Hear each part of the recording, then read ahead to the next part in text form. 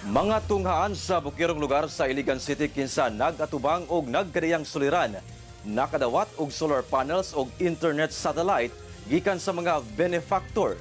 Mga magtutudlo dako ang pasalamat apan nanawagan sab nga matukuran sila og dugang mga classrooms. Ani ang report ni Cyril Chavez. Sa pagpanguna sa pipila ka mga benefactor, hingpit nga gipang tunulan og solar panels og satellite internet ang pipila ka mga tunghaan sa bukirong bahin sa Iligan City nga gitawag nga last mile schools.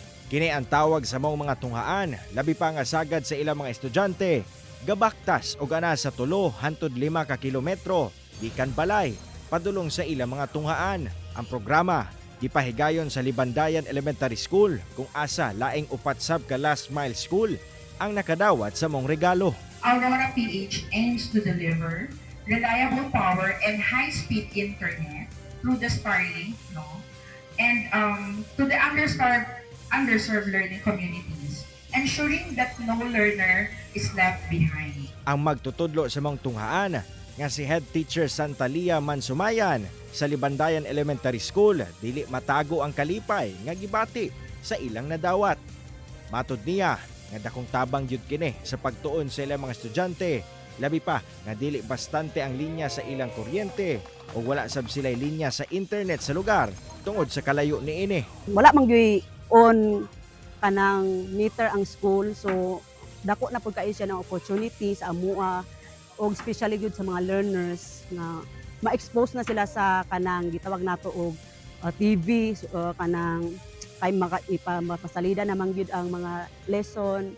So mo ni siya makatabang na gyud kay ang solar sa amua. Gawa sa pagpasalamat ni Teacher Mansumayan na masinsab kini sa pagpanawagan sa mga kadagkuan sa gobyerno ug uban pang non-government organizations nga matabangan ang ilang sitwasyon sa eskwelahan. Karon, duha ra ka buok ang classroom nila kung asa mao na kini ang ginagamit sa ilang mga estudyante gikan Kinder 1 hangtod grade 6. Kinder to grade 6 man. So Kinder 1 ug 2 isa ra gyud na sila ka classroom. Kung makita ninyo pwede pud nato siya makita nga unsa gyud siya kahuot, tiot kaayo siya for the learners.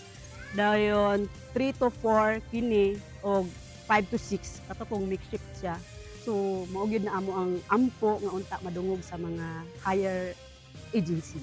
Among request, nadunggan sab sa usa sa mga benefactors kinsa misaad nga ilang konsiderahon ang maong hangyo.